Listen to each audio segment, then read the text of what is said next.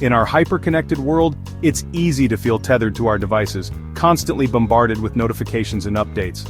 But what if we could reclaim our time and attention? That's where digital minimalism comes in. It's not about ditching technology altogether, but rather about using it intentionally to support a life well lived. So, I have a question for you. Can you survive a week without your phone? It might seem daunting, even impossible at first. But with the rise of phone addiction and growing concerns about its impact on our mental health, it's a question worth exploring. This video will delve into the science behind phone addiction, the surprising benefits of a digital detox, and how you can incorporate digital minimalism into your own life. Are you ready to take back control? We've all been there, reaching for our phones without even thinking, almost as if it's an extension of our own bodies. It's become second nature to us, a reflex action that we don't even question anymore. Scrolling endlessly through social media feeds, losing track of time as we dive deeper into the digital world. It's a rabbit hole that seems to have no end, filled with an infinite stream of content designed to keep us hooked. And then there's the phantom buzz, that moment when you feel your phone vibrating in your pocket, only to realize it was just your imagination. It's a strange sensation, but one that many of us have experienced. But this isn't just a harmless habit, it's a real phenomenon with real consequences. Our constant need to check our phones can lead to increased stress and anxiety, affecting our mental health in ways we might not even realize. Studies show that the average person spends over 4 hours a day on their phone. That's a significant chunk of our daily lives dedicated to staring at a screen. That's 28 hours a week, which adds up to 1,456 hours a year. Imagine what we could accomplish with that time if we weren't glued to our phones. Essentially, an entire month of our year is spent looking at that little screen. It's a sobering thought, isn't it? And it's not just the sheer amount of time we spend on our phones, it's the anxiety we feel when we're without them. This constant connectivity has become a crutch, something we rely on to feel connected and informed. The fear of being without our phones is so prevalent that it even has a name: nomophobia. This modern-day affliction highlights just how dependent we've become on our devices. Nomophobia, the fear of being without your phone, is a real and growing concern. It's a reflection of our times, where our digital lives have become just as important, if not more so, than our real ones. As I've explored in my own work, this constant connectivity comes at a cost. It affects our ability to focus, to be present in the moment, and to engage in deep, meaningful work. Our brains are wired to seek novelty and reward, and smartphones offer an endless supply of both. This constant stimulation can lead to a cycle of addiction, where we're always looking for the next hit of dopamine. Every notification, every like, every message triggers a dopamine hit, reinforcing the addictive cycle. It's a powerful loop that keeps us coming back for more, even when we know we should take a break. This isn't about demonizing technology, it's about understanding the neuroscience behind our digital habits and reclaiming our agency. By being aware of these patterns, we can take steps to break free from the cycle and use technology in a way that enhances our lives rather than controls them.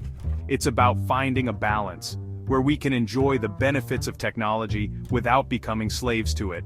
By setting boundaries and being mindful of our usage, we can reclaim our time and our mental well-being.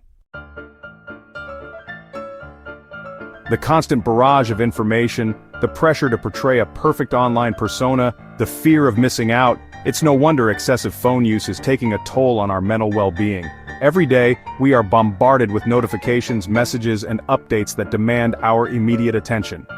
This relentless influx of information can be overwhelming, leading to heightened stress levels and a sense of being perpetually on edge.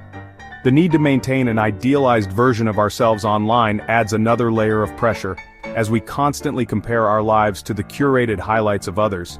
Studies have linked excessive screen time to increased levels of stress, anxiety, and depression.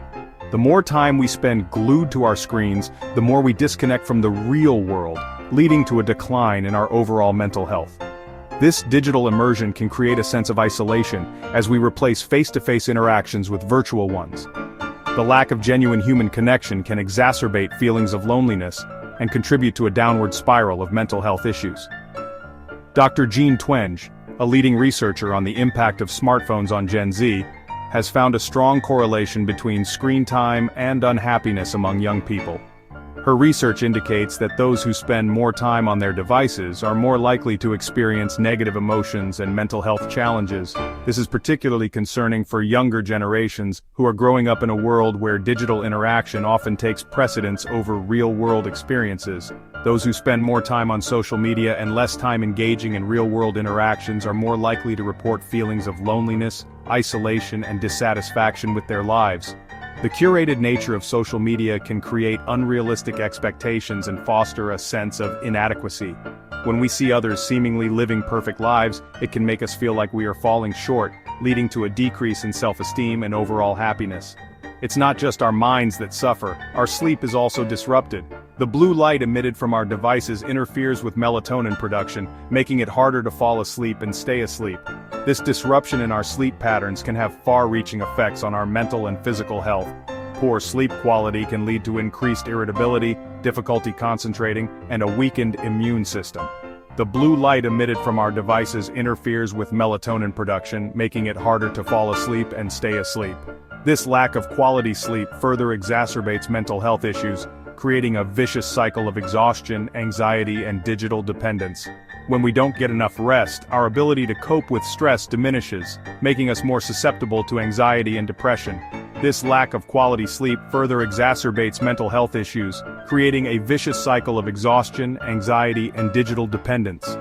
To break this cycle, it's crucial to set boundaries with our devices and prioritize real-world interactions and self-care. By being mindful of our screen time and making a conscious effort to disconnect, we can improve our mental well-being and lead more balanced, fulfilling lives. Chapter 3. Benefits of a digital detox. What would happen if we dared to disconnect, to step away from the digital noise and reconnect with ourselves and the world around us? Imagine the possibilities that lie beyond the screens, the moments we could cherish, and the memories we could create. The results might surprise you. You might find yourself laughing more, engaging in deeper conversations, and truly enjoying the company of those around you. A study by the University of Bath found that even a one-week break from social media led to significant improvements in well-being. This isn't just about feeling good, it's about reclaiming a part of ourselves that we often lose in the digital shuffle. Participants reported feeling happier, less anxious, and more satisfied with their lives. They discovered a newfound joy in simple, everyday activities that they had previously overlooked. They also experienced better sleep, increased productivity, and a renewed sense of connection with their offline relationships. Imagine waking up refreshed, ready to tackle the day with a clear mind and a positive outlook. But the benefits go beyond the scientific data. It's about the sunrise you witness, the yoga session that grounds you, and the bike ride that invigorates your spirit. Countless individuals have shared their personal experiences of digital detoxes, describing them as transformative. They speak of the magic in the mundane, the beauty in the ordinary, and the profound impact of being present. They talk about rediscovering lost passions, feeling more present in their daily lives, and experiencing a deeper sense of peace and contentment. Whether it's painting, gardening, or playing music, these activities bring a sense of fulfillment that screens simply can't provide. Imagine a life where you're not constantly tethered to your phone, where you have the freedom to choose how you spend your time and attention. Picture yourself walking your dog, playing soccer with friends, or hiking with your family, fully immersed in the moment. That's the promise of digital minimalism. It's about putting away the smartphone, meditating outdoors, and reading a book in the park. It's about finding balance, embracing simplicity, and living a life that's rich in experiences and connections. Chapter 4. Digital minimalism isn't anti-tech. Let me be clear. Digital minimalism isn't about becoming a Luddite and swearing off technology altogether. It's about being intentional with our tech use, choosing quality over quantity, and prioritizing activities that align with our values and bring us joy. Instead of mindlessly scrolling through social media, we can choose to engage in meaningful conversations with loved ones. Instead of letting our inboxes dictate our day, we can set aside dedicated time for focused work. We can use technology as a tool to enhance our lives, not to distract us from them. Imagine using your phone to listen to an inspiring podcast while on a walk in nature, or to connect with a friend for a video chat. It's about reclaiming control and designing a digital life that supports, rather than detracts from, our overall well-being. Chapter 5. Can you really do it? Now it's time to put this into practice. I challenge you to embark on your own digital minimalism experiment. Start small if you need to. Maybe one day a week without social media, or a few hours each evening without your phone. Gradually increase the duration as you feel more comfortable. You can even make it a social challenge with friends or family, supporting each other along the way. I encourage you to share your experiences in the comments below. What challenges did you face? What benefits did you notice? Remember, this isn't about deprivation, it's about rediscovering the richness of a life lived offline. It's about being present in the moment, connecting with others in meaningful ways and engaging with the world around us. It's about choosing to live intentionally, both online and offline. Outrow less scrolling, more living.